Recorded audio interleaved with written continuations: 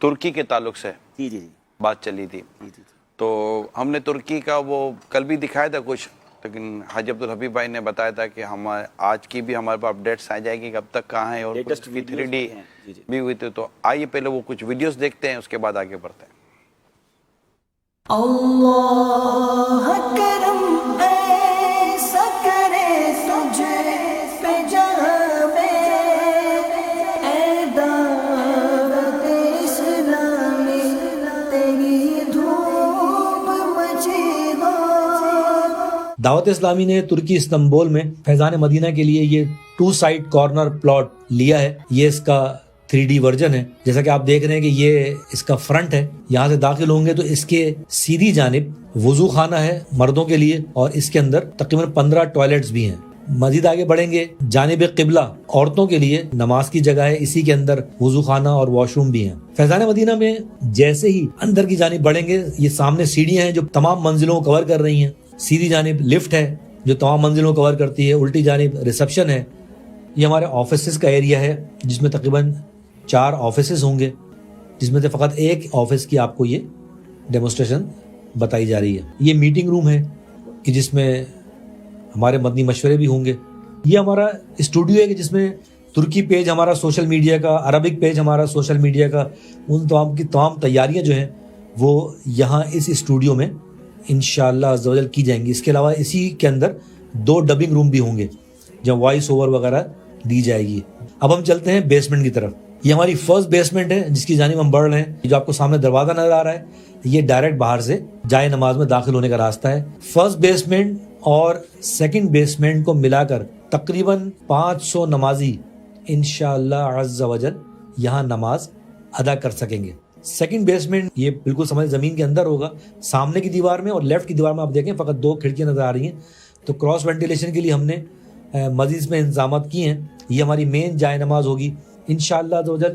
اس جائے نماز میں ہفتہ وار اجتماعات، 5 وقت کی نمازیں، جمعہ، دعوت اسلامی کے تحت جو مدنی قافلے سفر کرتے ہیں، یہ تمام کام انشاءاللہ عز و جل یہاں کیے جائیں گے. یہ پہلی منزل ہے کہ جس میں جو سامنے آپ کو نظر آ رہا ہے یہ لائبریری ہے بچوں کے لیے، اور اس کے ساتھ ناظم اعلیٰ کا روم ہے اور یہ کلاس روم ہے. ترکی اسٹینڈرڈ کے مطابق انشاءاللہ تمام فیسلٹیز یہاں پر ہوں گی. اسی طریقے کے یہاں پر اس فلور پر 8 کمرے ہوں گے آمنے سامنے. سیکنڈ فلور پر یہ بچوں کے لیے اسٹڈی روم ہے. نائٹ ڈیوٹی ناظم کا یہ روم ہے جو جہاں یہاں مستقل بچوں کے ساتھ رہیں گے. اس فلور پہ بھی 8 کمرے ہیں جس میں بچوں کی رہائش کا انتظام ہوگا.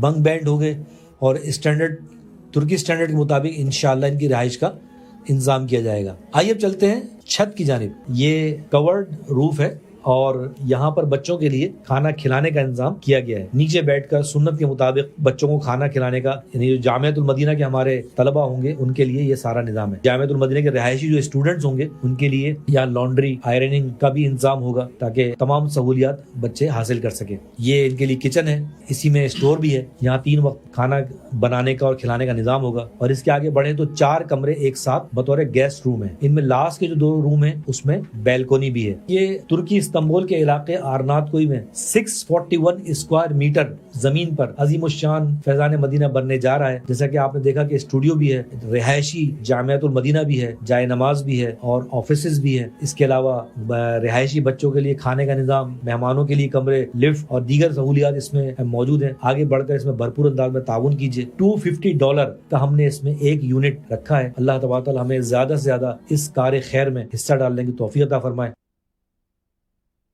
جو 3D دیکھی ہے یہ تو میرا خیال ہے تمام جو بھی جس پر دیکھنے والے ہوں گے اہل محبت، ان سب کے لیے فرحت ایک خوشگوار لمحہ ہوگا. ترکی لوگ گھومنے جاتے ہیں اور دنیا کا ایک اسپاٹ ہے، لیکن وہاں پر ہمارا دعوت اسلامی کا مرکز اور وہ بھی ایسا، اور انشاءاللہ یہ پہلا ہے اس طرح کا. انشاءاللہ اور بنانے کے ارادے، اب تو چیزیں بہت بہتر ہو گئی ہیں. ایک اعلان کر دوں کہ اس میں ہمیں اب اماؤنٹ کی حاجت نہیں ہے، کیونکہ یہ 3D اس وقت بنی تھی جب ہم نے یونٹ بنائے تھے اور اماؤنٹ کی ہمیں ڈونیشن چاہیے تھا.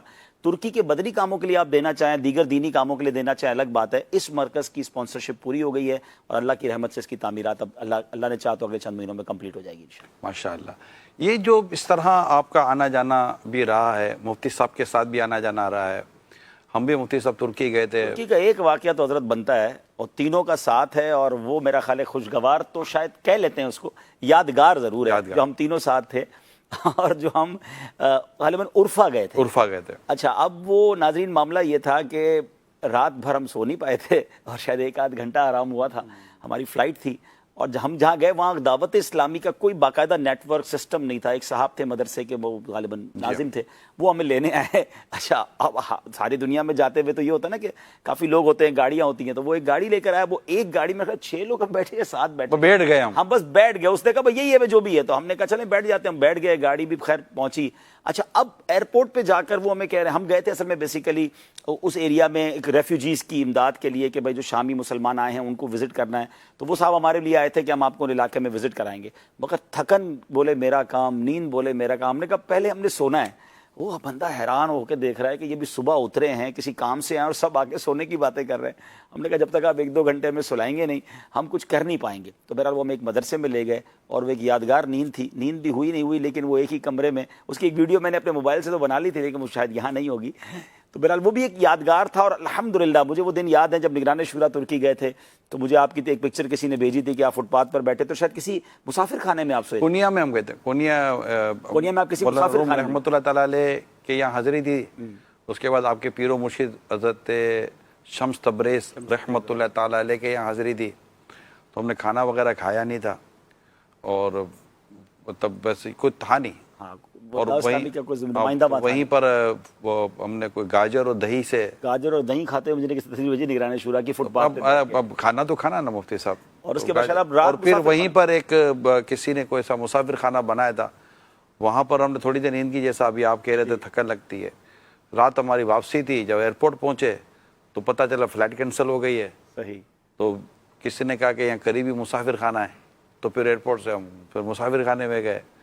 تو یوں اس طرح ایک عوامی مسافر خانے میں جا کر رہنے کا پہلا موقع تھا. کس طرح مطلب یہاں پہ جو یہ بات کرنا چاہ رہا ہوں ناظرین, یہ اب آپ مرکز دیکھ رہے ہیں, اب ترقی دیکھ رہے ہیں, ترکی میں دعوت اسلامی کا سینٹر اتنا شاندار بن رہا ہے, مگر اس کے پیچھے جو اسٹرگل ہے, یعنی نگران شورا دعوت اسلامی کی شورا کے ہیڈ ہیں, وہ اس طرح گئے. مفتی قاسم صاحب کو میں نے دیکھا کہ کس طرح وہ زمین پر, مجھے اچھی طرح یاد ہے 7-8-10 لوگ ہم اس کمرے میں تھے, سردی بھی تھی.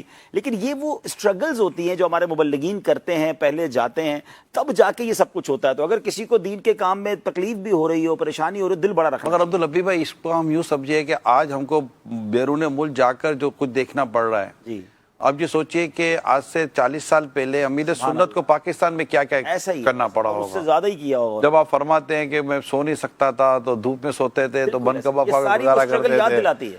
اچھا وہاں پھر بھی ہمارے لیے آسانی ہے جی عبدالحبیب.